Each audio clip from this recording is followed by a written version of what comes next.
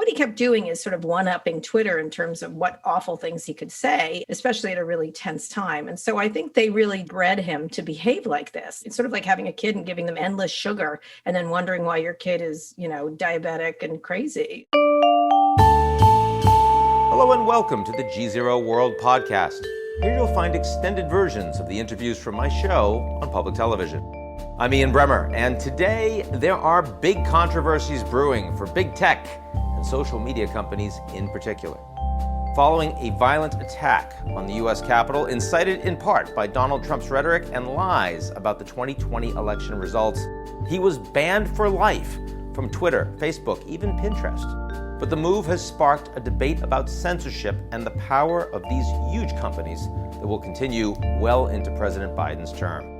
I've got the perfect guest to talk about that and more. Kara Swisher, one of the best-known tech reporters in the business, opinion writer for the New York Times and host of the podcast Sway. Let's get right to it.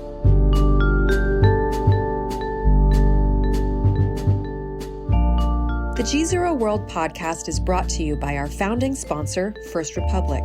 First Republic, a private bank and wealth management company, places clients' needs first by providing responsive, relevant, and customized solutions. Visit firstrepublic.com to learn more.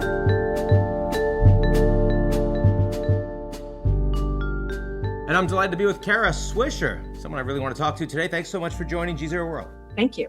Let's start with the big ban. Trump, the president of the United States, taken off of major social media. They say for life. They say permanently. You say right move, and in fact, they waited too long. Why? Well, I actually didn't want him taken off originally because I thought they had the right attitude that he was newsworthy. Even though he violated the rules pretty regularly and that other people would have gotten suspended or kicked off, most of this stuff was, even if offensive, was not rule breaking. But then he started really badly to break the rules in the last year. And then, of course, right after the election, where he really was causing a lot of problems. And so what he kept doing is sort of one-upping Twitter in terms of what awful things he could say and causing problems, doing lies, and especially at a really tense time. And so I think they really did, they should have expected it, is what I think, is that they sort of bred him to behave like this. It's sort of like having a kid and giving them endless sugar and then wondering why your kid is, diabetic and crazy. And bouncing off walls. So, yeah. but never gave him a suspension. It went from, having some comments underneath posts to you're gone for life. I mean, that's like 0 to 100, right? I mean, is that appropriate? I don't know. I mean, it was at a very tense time, right in the middle of these riots that were happening at the Capitol. And so he was, I think a lot of people feel, and as more evidence is beginning to show up, the danger that people inside the Capitol were actually in, and his tweets were fomenting that. So I think probably to cover themselves, especially at that moment of crisis, probably they have a good excuse to do so. I think the big question is not so much the ban, because he did deserve it. He did break the rules over and over and over again, and other people have been kicked off for much less. So, that's sort of the justice system too, right? Some people get one sentence, another person gets a different one. And so what was really the issue is what they did before and how long it took. And also, I think more importantly, why are these systems built this way? So someone like President Trump can abuse them in such a fashion. And in fact, not abusing them, using them exactly as they're built. And so that is the bigger question: is this is the group that got us into the mess, and now they of course had to clean it up. But I think let's not forget the first part, which is they got us into this mess. What was the first time you saw a post from the president and you said, okay, this is not on, this is not acceptable in this environment? I don't even remember. There's so many of them. I think when he was talking about insurrection, it was a similar kind of thing when he was sort of tweeting about insurrection. I wrote a whole column about it saying, wow, he's really getting right to the edge of this. And I can't remember what it was, but it was about insurrection, and maybe it's a good idea, which was unusual coming from the president. Now, again, people have their rights to say these things, but on Twitter, you often get, if you incite violence, there's two bright lines for these sites, which is one is child pornography and terrorism. I guess there's three, and then incitement to violence, which is right next to terrorism. And so he really did cross that line, I thought, a while back, a couple times, very closely at least. And then this time, I think he really did incite violence. And so they were within their rights to do something. The fact that Mike Pence was in such danger while Trump was tweeting these sort of angry tweets at him is really problematic for the president. Different sites, Facebook suspended him indefinitely, which is probably permanent, would be my guess. But everybody did a different thing. And the whole issue is we're sort of at the mercy of these is basically two people, Jack Dorsey, who runs Twitter, and Mark Zuckerberg, who runs Facebook. And what's the logic of taking him off of Pinterest? Well, they don't want. There's a lot of hate speech on there. I think that's Pinterest. Has been trying to push back on a lot of hate. All these sites do. I mean, even TikTok has an issue with it. What happens is whatever site is available, these groups, and not just hate groups, not just white supremacist groups, but right now, anti-vax is a big concern of mine. Yeah.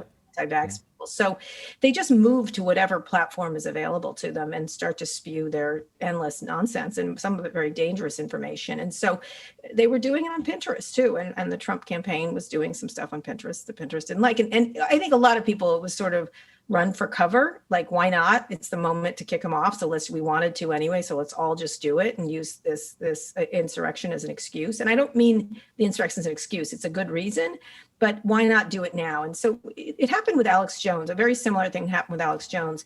Apple moved to push him off the sites, and then everybody else followed in quick succession. And just weeks before, I had done an interview with Mark Zuckerberg where he said he absolutely wasn't going to take Alex Jones off.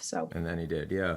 So now, of course, there are other leaders, world leaders, that use these sites to directly incite violence. Certainly some of what I've seen from Iranian Supreme Leader Khamenei against Israel.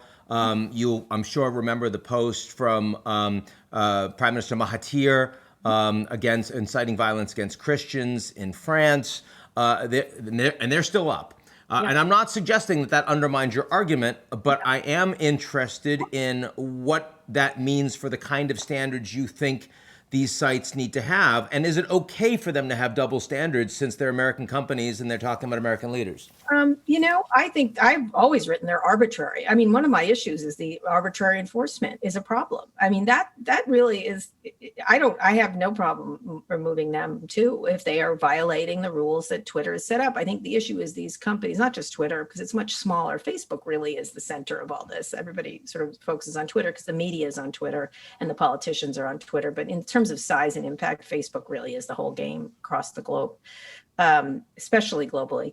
But yeah, I think the arbitrary nature of how they do this, random, they sometimes enforce rules, they sometimes don't. It's largely because this is a small company, really, which is trying to enforce standards across the world. And so the issue is how these things is the architecture of these sites. They're all built for enragement. They're all built for aggression. They're all built for addiction. And so people get sucked up into them, whether, whatever site they're on. And one of the things that was really remarkable watching and listening to the people at the Capitol is they truly believe the nonsense they were spewing. They truly believe it. And it's because they've been, we talk about radicalization with terrorists in the Middle East. These are radicalized people who've been radicalized by lies on these sites. And so that's what I'd like to focus on, is how this happens. And a lot of people have focused on it. Talk about what the fixes need to be, aside from clearer or less arbitrary lines for what is and what is not acceptable to post on a social media site.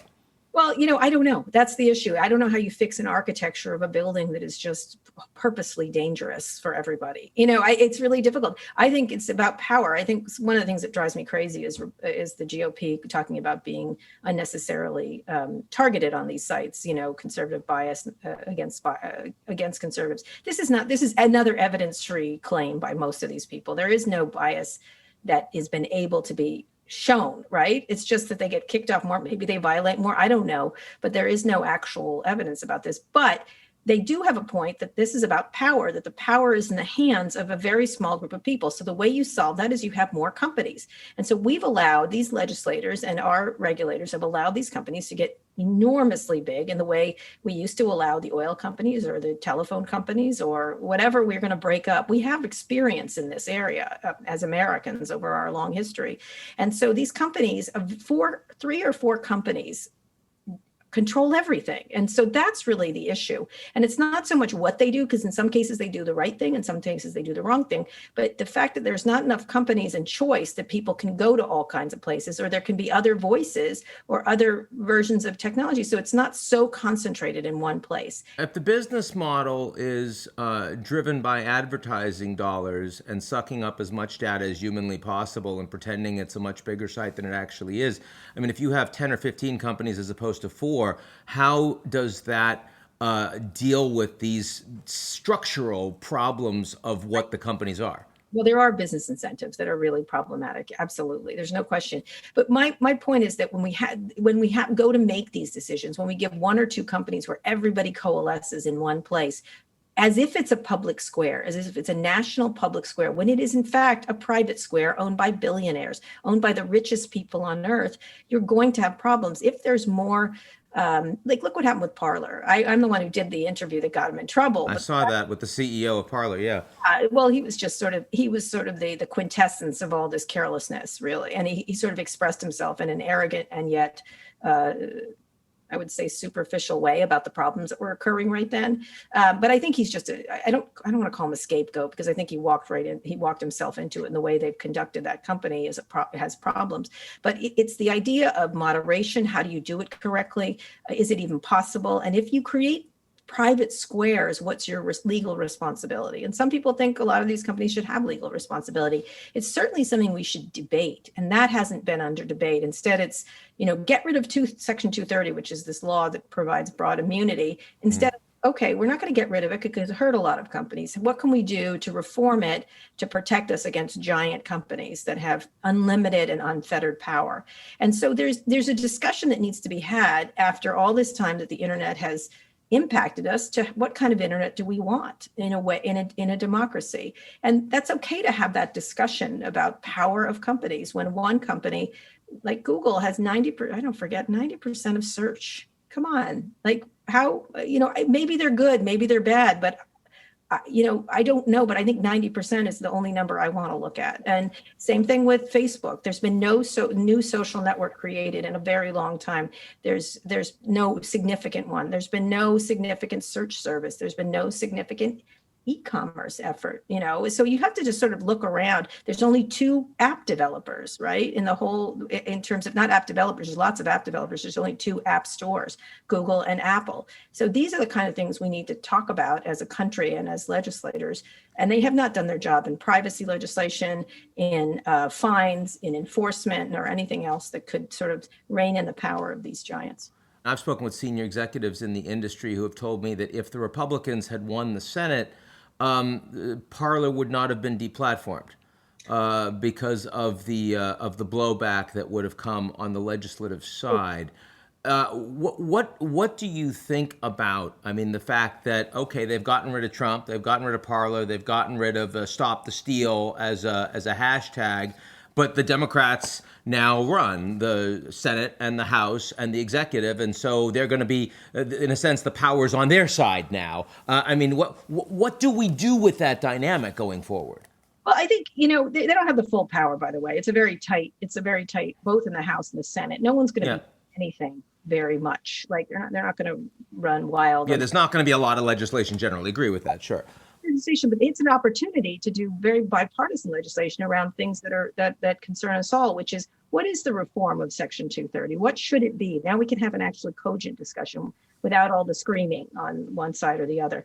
I think it's very important to have a privacy legislation, which we do not have a national privacy bill. Every other country does. There's a number of them in states. I think enforcement by the FTC around antitrust and the Justice Department in a way that treats big tech not like a monolith, but individual cases that start to bring more innovation. One thing the FTC was looking into was all the small purchases that these big companies do, because what they do is they kill a lot of companies in the cradle, right? Or they buy them. It's some terrible expression, kill acquisition or something like that. So these companies, which could maybe challenge these companies someday, don't get to exist. And so that's the kind of thing we need to be looking at. The other side of that argument, of course, is that what you're talking about in the United States is not true globally. I mean, there are other massive companies in this space. They're Chinese. So. And so, no, only that if you're talking about global power, there's a lot of people that are saying, actually, these American companies are national champions and need to be stronger because otherwise China dominates the space globally. Mark Zuckerberg says, he said it to me in an interview 2 years ago, actually. Yep. Clearly. And that's sort of the trope from Silicon Valley. That's the idea, is like, we need to be big in order to beat the China. That's sort of a fear mongering way to look at it. The reason US companies are so good is because they don't have a top down situation like in China. Innovation comes from the bottom. It does not come from the top. And that's the way a free internet has to be. A free internet is not about top down government controlled innovation. And as someone who's been very concerned about the Chinese, the way to beat the Chinese is through bottom-up innovation, which is the way we do it in this country. It's capitalism. It's how we create new companies. Right now, we have 3 companies that are driving down the information superhighway, blocking everybody. And so does Mark know what he's doing and not care? Is Mark's, is the ideology, I just need to ensure that I protect my power and my dominant position no matter what, and that's my superpower. That's what I'm going to be good at? No, I think it's too much for anybody to have the power he has. It's too much. He's not, you could say, is he smart enough? Nobody is. I'm not smart enough. You're not smart enough. This is unlimited, unfettered power by one person. And it's lucky he's not a certain kind of person, right? We know what this is. And it is unfettered, unregulated power that can make decisions. Sometimes they make good decisions. In the case of Trump, they made a good decision. But I don't know who's going to run them. I don't feel like we need power concentrated in a small group of people. It never turns out well. So one thing I've noticed since the deplatforming of Trump is all of these people that are now moving and downloading these encrypted apps, moving to Telegram, moving to Signal. What are the implications of that in your view? I think they were already there. I think this is like a typical story to write for reporters. Now they're going underground. They were underground, then they came out of the ground and used the mainstream services. And you know what? It's funny. A lot of it, I find, especially the white supremacist stuff, it's like mold. It thrived in the light, actually. You know what I mean? The light was good for white supremacists, unfortunately. And so they're always going to be underground. And by the way, they were always there. Like, this is the lie we tell ourselves as Americans, that this stuff, like, where did this come from? It's been there forever. It's always been there. And it emerged and organized online, and they're going to organize no matter what. And I think giving them more tools to publicly organize radicalizes people. I do. I think underground, it's a different story. And, then our government should monitor the dangerous ones. Let the others, spew all they want about Make America Great Again or whatever they want to spew. Even the QAnon people, it's madness, the stuff they say, but we monitor them until and if they become dangerous, we take action.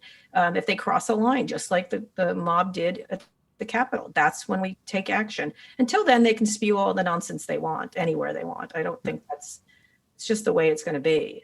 You've seen Angela Merkel come out and oppose the decision by Twitter. And of course, part of the reason she opposes it is because the government in Germany actually has much stricter regulations about what kinds of free speech are actually not permitted. Do you think that's necessary in the United States?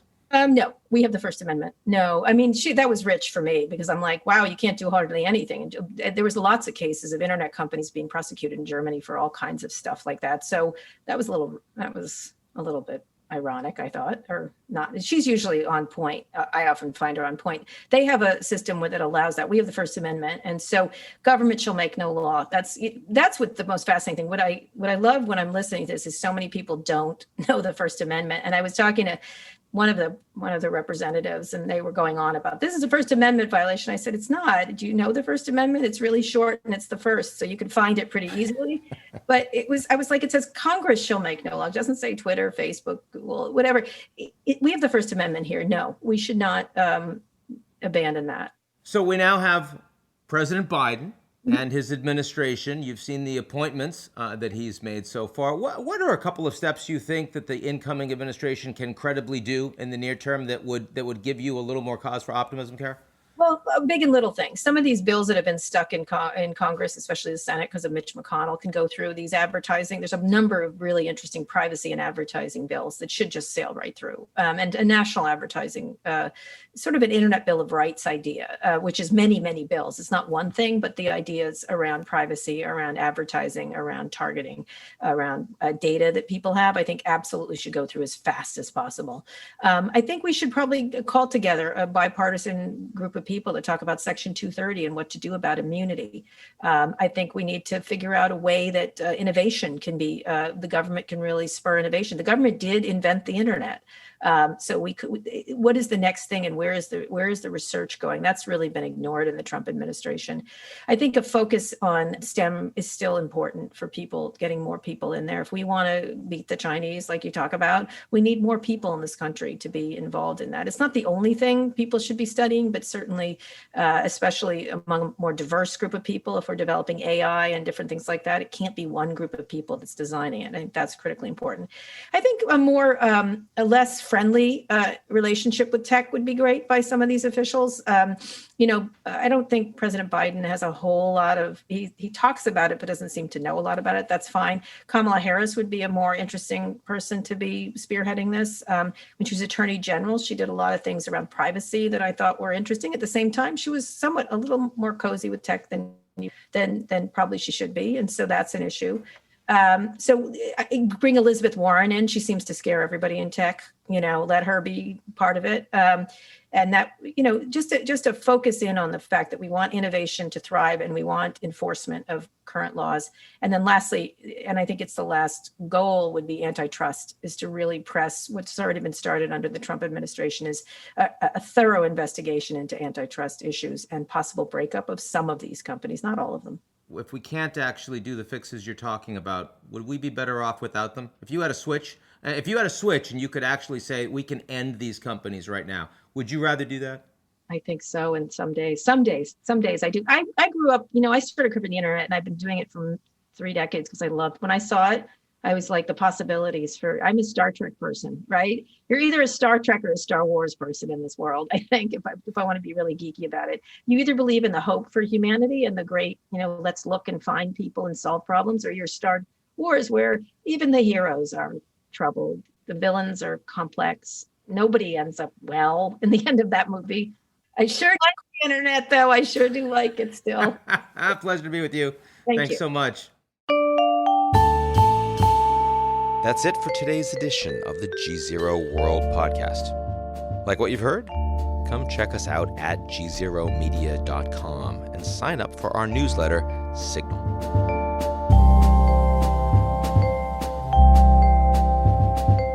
The GZERO World Podcast is brought to you by our founding sponsor, First Republic. First Republic, a private bank and wealth management company, places clients' needs first by providing responsive, relevant, and customized solutions. Visit firstrepublic.com to learn more.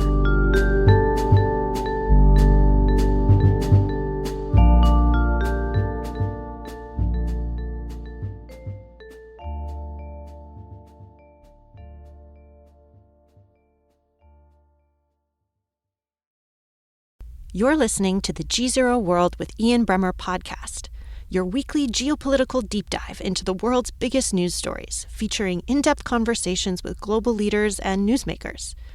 To get more of GZERO's insights on global politics every morning, sign up for our free newsletter, GZERO Daily, at gzeromedia.com.